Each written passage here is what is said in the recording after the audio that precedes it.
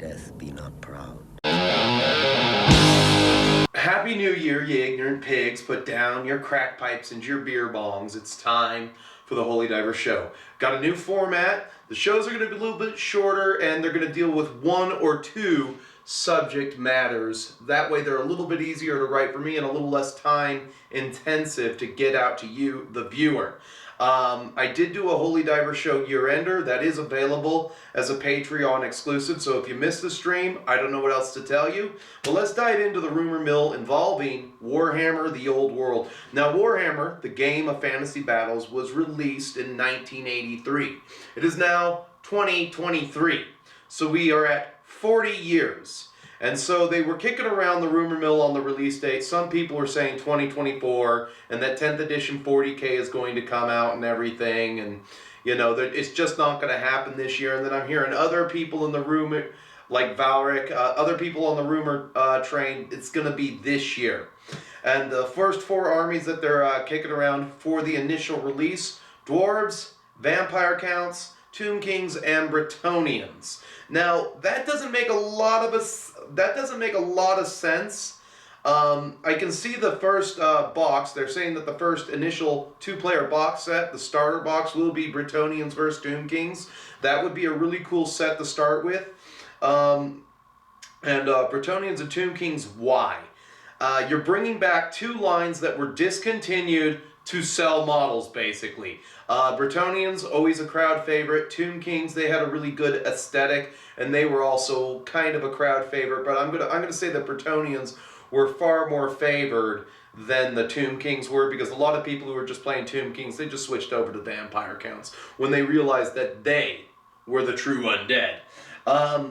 As far as I can see, I don't think it's going to be Vampire Counts. And my reasoning behind this is it makes no sense to release both undead armies at the same time. I have a gut hunch about this. It'll be Dwarves versus Orcs and Goblins. And the fourth army being Orcs and Goblins, that would be a really strong choice, because you already have a lot of models that were printed recently, so you don't have a lot of work to do there. Whereas you do have a little bit of work to do with the Dwarves.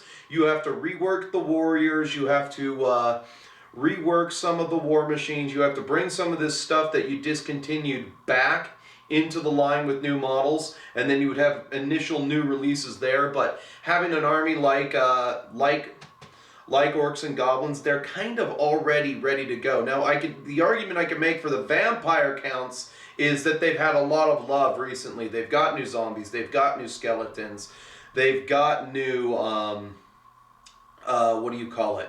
new kinds of monsters and everything, you know. So they also were one of those armies that were fortunate enough to get an 8th edition book, whereas Bretonnians didn't get one.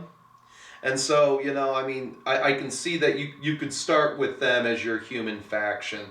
But the rivalry between Dwarfs and Greenskins, it goes all the way back to the days of 7th edition, where Night Goblins all had the special rule, hatred of Dwarves, and you had all the Dwarf units hate all Greenskins, you know. So that would make a little bit more sense. And, you know, it would be cool to see Games Workshop do, I would like to see two different two-player starter sets. Why not? Go big or go home. And that's what fantasy has always really been kind of about for me, you know. You either go big with your army or you go home. And that's just... So releasing both undead armies, I don't know if that's going to happen.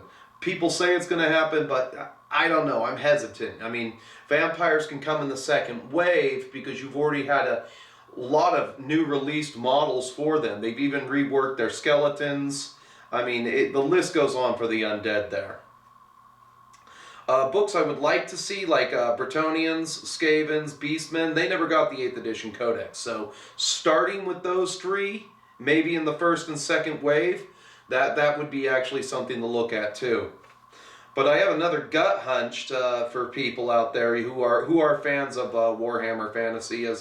I'd say look for Keslev and Chaos Dwarves, because that's another two lines that they can just create, bring into existence, and sell tons of models. And from a business perspective, that just makes a lot of sense to do it that way. So You just get the cash grab if you make a line for Chaos Dwarves, especially if you make the new Hobgoblin line to go with that, like the Hobgoblin cons that go with the Chaos Dwarves and everything. That would just, not to mention the Forge World people are already in charge of writing this rule set, so that's just kind of a gut hunch for me, as maybe Chaos Dwarves would be on the horizon with that.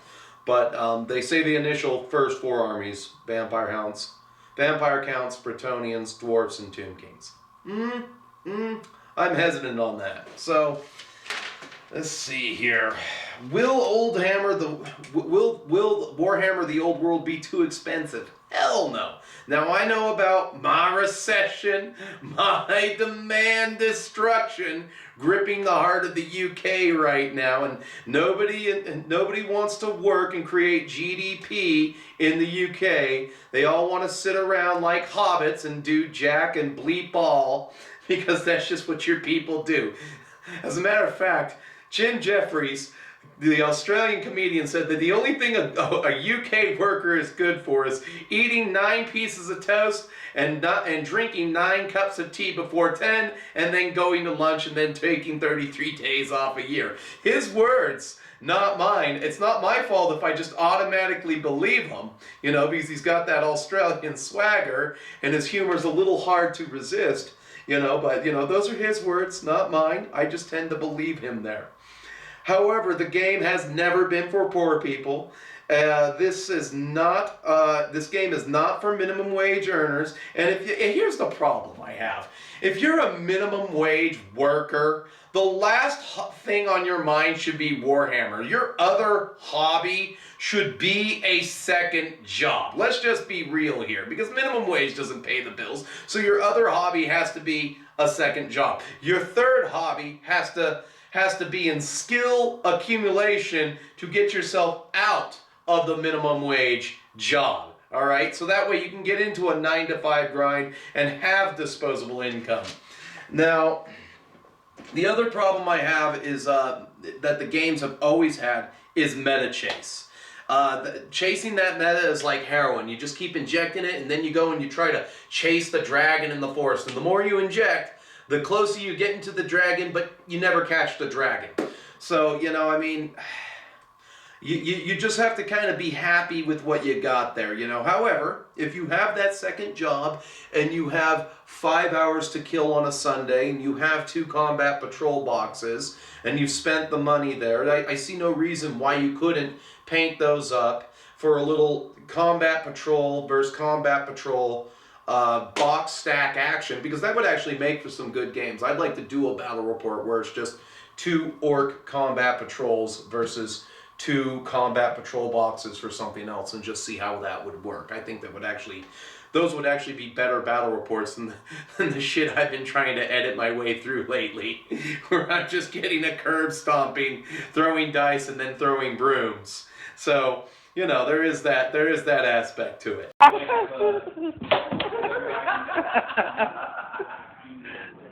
Now, this is really important. I don't want to hear any more about the figure count or army size. People complained, the thing that killed fantasy is that the armies were too big. And I kind of want to call bullshit on that. The armies were not too big. It's just that you kind of made them too big in your head. You go back to the days of 6th edition fantasy, or just any of the editions from 6th to 8th.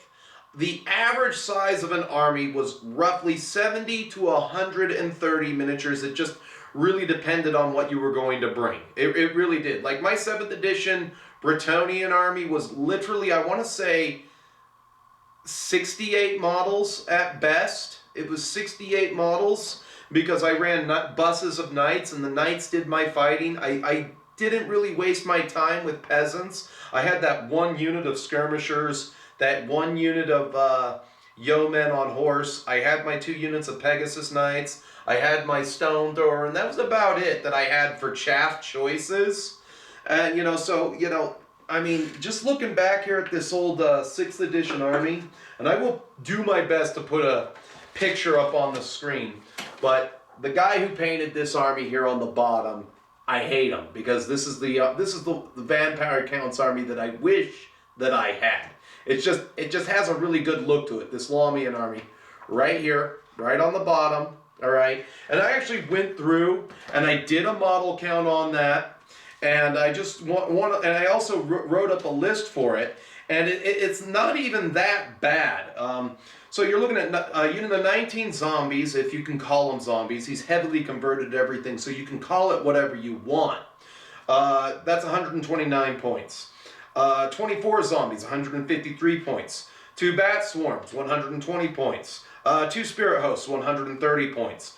5 wolves, each at 50 points. 11 skeletons. This is back when skeletons, at 6th edition, like skeletons were like 9 points a model. I have no idea what the hell they were thinking with that. 24 points. Necromancer, 125. A vampire thrall, 130. Then you have a vampire count, topping out at about 340. A white king on horseback, 5 black knights. In total, that army is 1598. That isn't that bad. You have some pretty good numbers, and I did the model count for that at 79 models. All right, and so to buy what you see in that picture now, that would literally cost you $550 when all is said and done, just to buy what you see in that picture. And you would have a little bit more than what you have in that picture if you bought it, because you do need the 3 boxes of zombies. But the 1 box of skeletons, I mean, there's only 11 skeletons in this list. So, you divide that over 2 checks, that's $550 is $275. That's peanuts. That's choke change. That's literally choke change.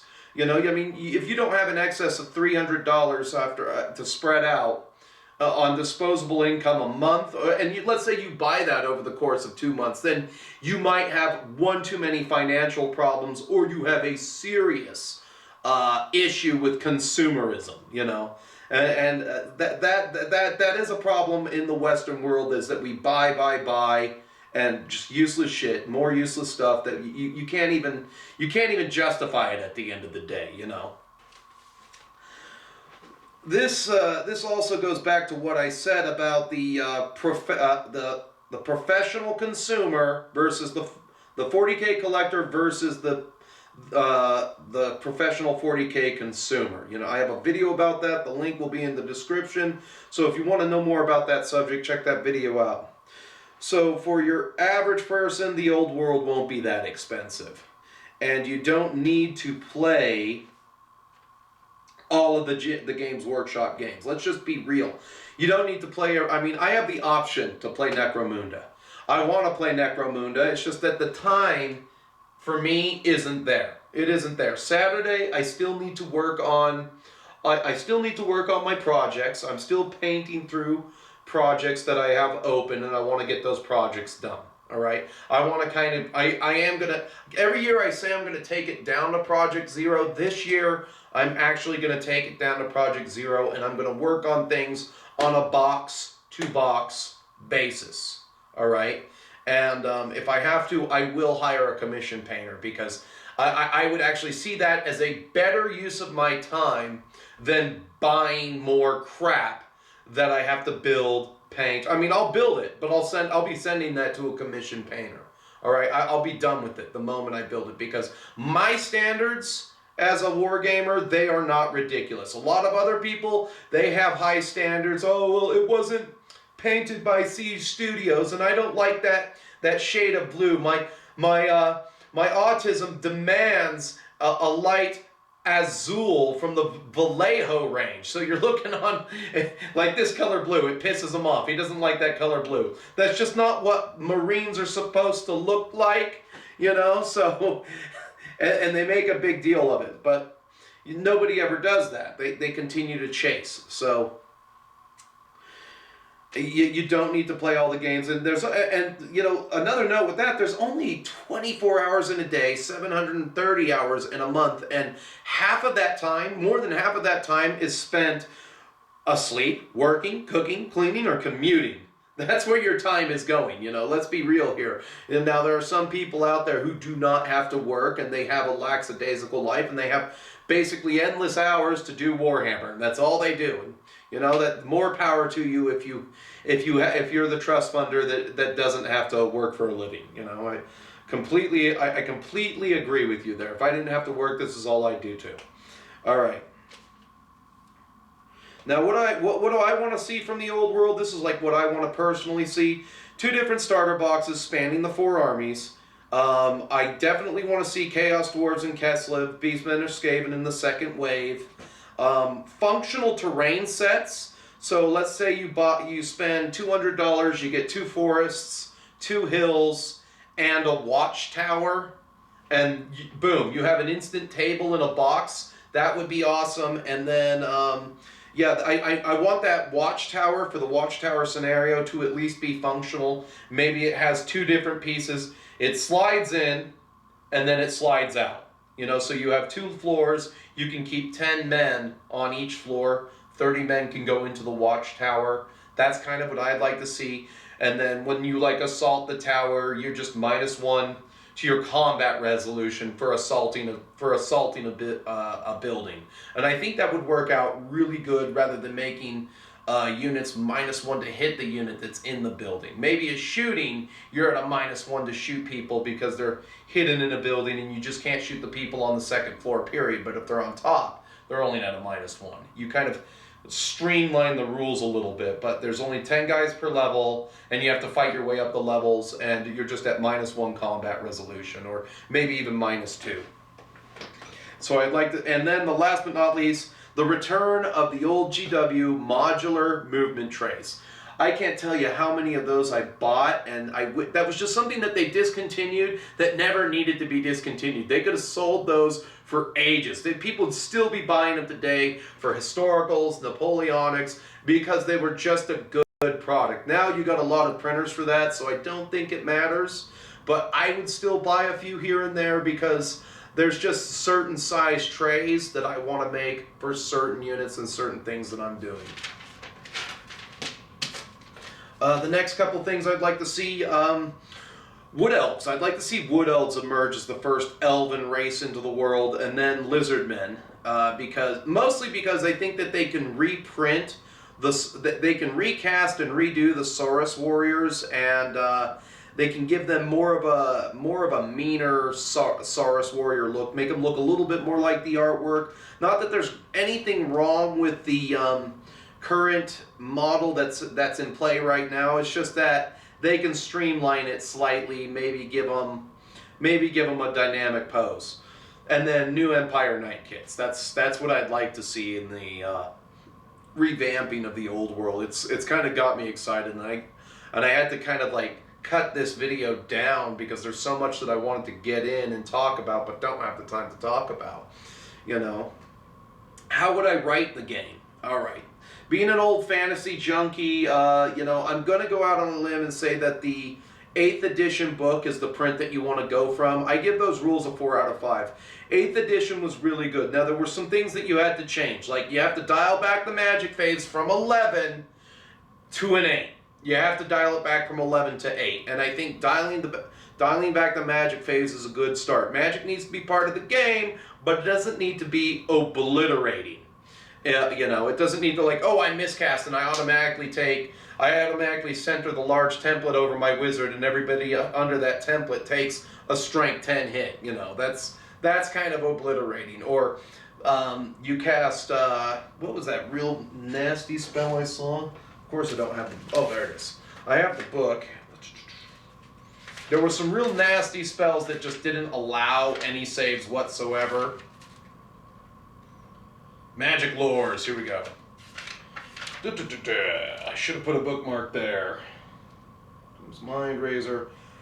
Pit of Shades. Place the small round template, everything that the small, and then everything that the small round template does touches, you have to take an initiative test, all right? So you take an initiative test, you fail your initiative test. I think you should still be, and then you're dragged down to your doom. I think you should still be allowed to take a magic resistance ward save against that.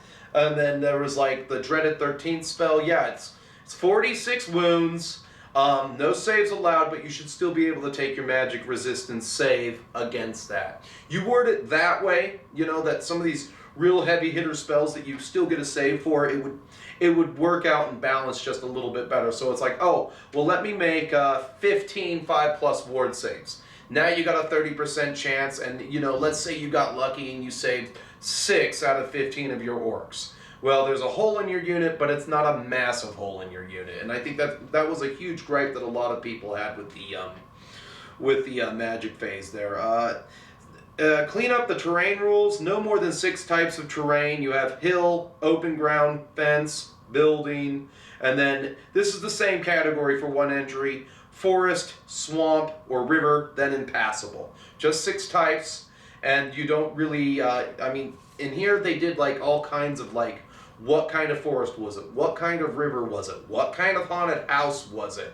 That was a lot of bloat that didn't need to be in the book, and we tried to play with those rules, but let's face it, they were really tough to remember after turn 3, especially if you're even doing a battle report or you're just trying to etch out a survival so that you can play for points and maybe make a comeback in the later parts of the game. You know, just nobody really abided by that. You know, so trim out that bloat there. As for let's see here. As for like fleeing units, I think if they, on a 1 to 3, if they hit impassable terrain, let's say you go up, you bump into an impassable terrain, but you got away from your enemies. On a 1 to 3, your unit's destroyed, or on a 4, 5, or 6, you take 2d6 more wounds, and then you move to whatever end of the terrain that you can. You move through the terrain that you can. Just to make the game go a little bit faster, so that, you know, oh, these guys don't turn around, and now I can't break them, you know. So, you know, there was stuff like that, you know, just clean up things a little bit. Characters on monsters and chariots, that's something I would like to see change just a little bit. Like in 40k, big things have huge wound profiles and they get weaker as they go down. I don't really think that you need to do that, but one thing that I'd like to see is, let's say you have, you add the wounds to the profile of whatever mount that they're on. So if a chariot has 3 wounds already, you're going to add the hero or the lord's wound profile to it. For example, if I have a star dragon and I have a fire mage and he's going on top of that star dragon, the star dragon has 7 wounds and the fire mage has 2 wounds for a total of 9 wounds. And then you combine the profile that way, and then they're just one model after that. There's no killing the dragon out from underneath the rider. They're just one model after that, and one model in fantasy with 9 wounds. It's killable. It's killable, especially if you tweak the rules a little bit to facilitate that. Like one rule that they used to have in 7th edition was, if you were a large target, every model in a unit with a ranged weapon could see you. So if you flew too close to a unit of like 30 night goblins, they could not only all see you, but they get +1 to hit. I think that kind of needs to come back a little bit, you know. So it's like, I'm shooting 30 night goblin bows at you, and because you're not at long range, I'm actually hitting you on 3s. And oh, we got poison off this turn, so it's really going to hurt, you know. And so you'll have to think about your positioning upon the flyover or something, you know. So that could stop a terror guy's dead in his tracks because it doesn't really have an armor save. That can actually wound a dragon and lower its survivability in a big combat, you know. So, and I think that would be a good way to go. I think they need to streamline it down to the best save allowed while a character is mounted on a chariot or dragon, 2+, 5+. You can't have a 4+ ward save while you're on a dragon or a chariot. Let's just be real, you know. I mean, it's already going to be toughness 6, or it could be toughness 7, you know. So a lot of things aren't going to be able to wound it that easily. But the toughness 6 thing, yeah, it's gonna be pretty tough to wound. And if you have too much survivability on that, you know, you can lower these things in points just a little bit. But think if you're mounted on a dragon, your big scary character, the best he's getting is a 2+, 5+. And the opposite of that, you want survivability. If you're on foot or you're mounted, you're getting the 1+, 4+. And Fantasy already has the things in there like Killing Blow that just negate armor entirely. So I don't find that too broken. And then not to mention there's the regen save on top of that. So let's say you take a heroic Killing Blow shot, well, you're dead, it's just the way the cookie crumbles. You can't win them all. You failed your ward save, and that's it. Your 340 point dragon is now dead. In a 2,000 point game, it hurts, but you can come back from that. Maybe you won't bank on the dragon, but I think a lot of the problems that people had in Fantasy was it was hero hammer. You build a hero, and this guy, I used to build a hero back in the days of 7th edition. The Lizardman's Saurus Scarvet on a cold one. He would have a -1 save, and he would be able to re-roll his armor save. And so it's like I just land on Fanatics and be like, look, all my cold one riders are dead. I'm taking 7 wounds by myself on a 3-up, and now I get to re-roll that. Oh, I failed one. Oh, look, I made my ward save. Now I want you to walk to me while I go and wipe up your war machines or wipe up your chameleon skinks trying to get around on my flank. And so you kind of want to have that barrier on Hero Hammer. I think there's a happy middle with the best you can do as a 2+ armor save, because let's face it, how protected are you going to be on a dragon?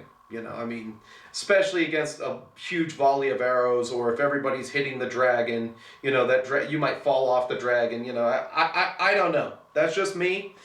Chariots can't stomp. The giant models themselves, large target models themselves, you reduce stomp to D3+1. So the best you're getting is 4 because it's automatic hits and it's strength 6. That could be a little bit punishing. But seeing as how they're going to count towards combat resolution, there would be people who are just, oh, look at that, I rolled a 12. I'm taking 12 more to the combat resolution score here, And then ogre/troll size models, they got stomp 1 and impact hits 1. And then, all stomps and impact hits, of course, as you know, hit automatically. And they're distributed as shooting, so. How would I change up combat resolution? For me, I bring back +1 for outnumbering the enemy. I think that, a unit of night goblins being properly led by an orc boss next to them, trying to hold up a dragon or something like that. That would actually be a bonus there for outnumbering your opponent. I would dial back Stubborn and Steadfast just a little bit, so being flank or rear charged by one or more enemy that each would negate, with 1 or more rank would negate Steadfast and rank bonuses altogether. So let's say if I got up here and I got hit on the side here, well, these guys don't have a rank, so they're not going to negate my Steadfast. But because they're a big burly unit, or if they did have a rank, they would negate my Steadfast. I think that would work. Or just being charged in the flank or rear by a unit that let's say if it is monsters, you can change the rules around to kind of be modular. Oh, well, these are monsters, so they are negating your rank bonus. And just toning back so you're not always Steadfast, you're not always Stubborn. And, let's say if you're Stubborn and you're flank charged, well, that'll only reduce your leadership by 1. Or if you're rear charged, that'll only reduce your leadership by 2. So on the worst case scenario, your general goes from a 9 to a 7, or if he's a dwarf, he goes from a 10 to an 8. With a reroll, that's not terrible. And again, one of the things that, one of the problems that Fantasy did have is that it could lag around. You'd just be hitting the anvil unit, the anvil unit, and you could never break the anvil unit, even though you've destroyed the rest of the army. And you have to do a character assassination because that's the scenario or whatever. You just lose by default because you can't break the anvil unit. So make these units just a little bit easier to break. So if you do get the flank charge on one of these units, you actually have the potential to run them down, even though their leadership is unmodified. It's just at a -2 rather than being at a full 10. And that's kind of how I would change up resolution. Army composition on page 135 of this book, I think it works. 25% lords, 25% heroes, 25% core, 50% special, 25% rare. I really think that hurts. And then you have maxes on duplicates, so you won't have some guy who's taking 2 cannons, 4 bolt throwers, 2 stone throwers, and that's like the entirety of his army. I don't know how you would do the min-maxing thing. Like, let's say in a 2,000 point game, the best you could do is 4 bolt throwers, because bolt throwers are 2 for 1. Alright? Or the best you can do is 2 stone throwers, and that's all the static artillery you get. You might have a system where you tie the amount of static war machines and chariots or monsters that you have to the amount of actual standards held by core units. And, you know, that I know that sounds kind of twitchy, but it might actually work, because, you know, looking at this picture again, you know, I mean, there's no way you'd ever win any game with what is shown in this picture. There's no way. And not unless you rolled perfect. And that, like you got off, what do you call that? Curse of Years every single turn, and you were able to actually kill things with your Lami and Vampire. You would literally have to roll perfect. And there's literally no way you ever made enough zombies, even though I think zombies back then, zombies have always had a plus to make more of. Let's see here. It was D6 plus 1, D6 plus 2, or D6 plus 3 for zombies. Zombies have always been easier to make, but the problem was, for the vampire counts, you never made enough zombies to stay alive. You never made it. Now, there were some lists that, like, one list that I saw that was actually really good was that you had like 50 zombies in a unit. You had 2 parallel units of zombies. You had your blood dragon in the center of one with the White King. And then you had your thrall in the center of the other one. And the White King would hold the cursed book, making everything within 6 inches -1 to be hit. So it's like, oh look, you killed all these zombies, but I've been bringing them back, and I've been making more for 2 turns because the necromancer is actually behind the unit, you know, and you either have to and he's been helping out with the magic, and all you do is summon, and you focus on that. That did work a little bit, but there's no scenario that I see that the Lamian wins. But just as terms of like the way armies look and everything, the feel, you know, I don't see 79 models as that huge.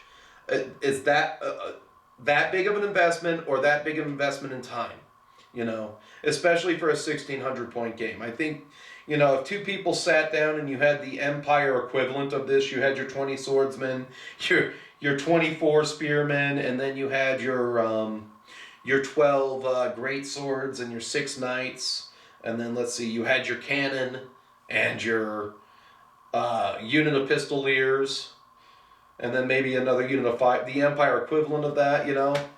I would actually see that being a real fun game, you know, whereas like everybody immediately wants to default to competitive and what's the best meta going to be, you know, and I think if you're doing that, you're kind of missing the point of fantasy. So you know, you dial back the min maxes, and last but not least, maybe the loss of those standards initially, so that even if you have to invest in it, you get bonuses. You know, so let's say I kill an entire unit of high elf spearmen. Well, that's not only the price of the unit. So I get the 205 points or whatever that costs, but I get an additional, if they broke and fled and dropped their standard, I get an additional 50 points for that. You know, so you can still win on like a comp score system or something like that. But that's really all I had to say about the rumor mill. Just what I'd like to see, and just it just makes me so freaking excited that I just had to talk about it, you know. Anyway, that's really it. As you know, YouTube has many features you can use to interact with me. You can like the video, dislike the video, comment, or subscribe. The year-end is available on Patreon, and till I see you in the next one, keep painting, keep playing, and stay metal, my friends. More of an expert at exposing the moon. Get out of here, let's go! See if you find the one crater.